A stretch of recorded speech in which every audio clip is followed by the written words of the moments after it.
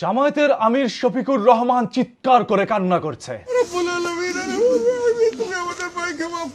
তার কোলে রয়েছে দুইটি এতিম সন্তান। এই এতিম সন্তানগুলো হচ্ছে শেরপুর ৩ আসনের থানার সেক্রেটারি রেজাউল করিম ভাইয়ের, যিনি একজন জামায়াত ইসলামের সমর্থক বা কর্মী। আপনারা জানেন শেরপুর ৩ আসনে এই কিছুদিন আগেই জামায়াত ইসলামের একজন কর্মী নিহত হন। তাকে দুনিয়া থেকে সরিয়ে দেওয়ার পিছনে রয়েছিল বিএনপির হাত। যারা তাকে নির্মম ভাবে দুনিয়া থেকে সরিয়ে দিয়েছিল সেই সকল মানুষগুলোর ভিডিও এখন পর্যন্ত সোশ্যাল মিডিয়ার মধ্যে ঘুরে বেড়ায়। তবে আইন শৃঙ্খলা বাহিনী এখনো তাদেরকে ধরতে ব্যর্থ।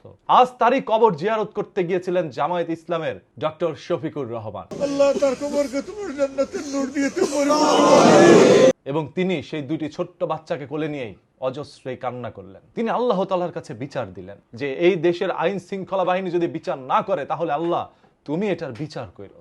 এই দুটি এতিম বাচ্চাকে তুমি দেখে রাখো।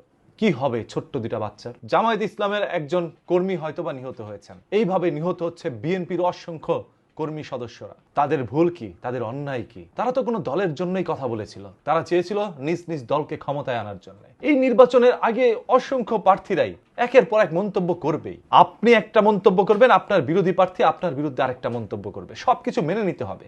যেমন সোশ্যাল মিডিয়ার মধ্যে যারা কন্টেন্ট ক্রিয়েটর বা ইনফ্লুয়েন্সার রয়েছেন, তাদের কমেন্ট বক্সের মধ্যে অনেকেই বাজে মন্তব্য করে, বিরূপ মত প্রকাশ করে। এই জন্য কি আপনি ক্রিয়েশন লাইন বাদ দিয়ে দিচ্ছেন না। তাই আপনি একজন এমপি পদপ্রার্থী হওয়ার জন্য নির্বাচনে অংশগ্রহণ করছেন। আপনার বিরুদ্ধে জনগণ কথা বলবেই, ভালো বলবে খারাপও বলবে, দুইটাই আপনার মেনে সামনের পদগুলোকে এগিয়ে নিতে হবে। আজ এই রেজাউল ভাই দুনিয়া থেকে চলে গেলেন, তার ছোট্ট বাচ্চাগুলোকে কে দেখে রাখবে? এই ধরেন শুক্রে 8 দিন কথায় আছে একটা, এই 8 দিন হয়তো বা মানুষ তাদের প্রতি সিম্পেথি দেখাবে, খাবার দিবে, টাকা পয়সা কিছু পরিমাণ দিবে, এরপরে কেউ তাদের মনে রাখবে না। ধরেন জামায়াত ইসলাম ক্ষমতায় আসে নাই, আসতে পারবে না, তাহলে এই রেজাউল করিম ভাইয়ের পরিবারের হাল কে বহন করবে? এদেশের সরকার এখন পর্যন্ত সে অপরাধীকে চিহ্নিত করে ধরতে পারে নাই, তাহলে বিচারই বা কিভাবে পাবে রেজাউল ভাই? এই বাচ্চাগুলো একদিন বড় হবে, বড় হয়ে যখন ওর বাবাকে যারা নির্মম ভাবে দুনিয়া থেকে সরিয়ে দিয়েছিল সেই ভিডিওটি দেখবে, তখন এই বাচ্চাগুলোকে সেই ভিডিওগুলো দেখে সহ্য করতে পারবে? তারা কিভাবে নিজেকে বোঝাবে যে আমার বাবা দুনিয়া থেকে চলে যাওয়ার পরেও এখন পর্যন্ত কে বিচার করে নাই? আমি কোন দেশে জন্মগ্রহণ করলাম, কোন দেশে আমি বড় হইলাম? আমি কখনো কল্পনা করি নাই এই নির্বাচনে এরকম কোনো ঘটনা ঘটবে। তবে যা কিছু ঘটছে এটা দেখার পর আসলে ভিতর থেকে চিৎকার আসে। কি বলবো, কার কাছে বিচার দিব, কে বিচার করবে, কার পক্ষে কথা বলবো, কে এসে আমার বিরুদ্ধে কথা বলবে? আজ বিএনপির ধরেন 2-4টা ভালো গুণ যদি আপনাদের সামনে তুলে ধরি, আরেক দল এসে আমাকে গালি দিবে। আরেকজন দলের যদি ভালো 2-4টা জিনিস আপনাদের সামনে তুলে ধরি তাহলে গালি দিবে। ভালো জিনিস বললেই গালি দেয়, আর সেখানে যদি মন্দ জিনিস বলেন তাহলে কি করবে?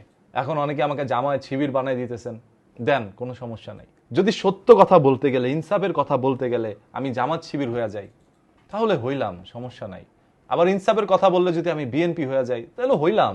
আমি ইনসাফের পক্ষে, যে ইনসাফ চাইবে আমি তার পক্ষে। এটা জামায়াত হোক আর বিএনপি হোক, আমি ভোট তাকেই দিব যার মধ্যে ইনসাফ আছে।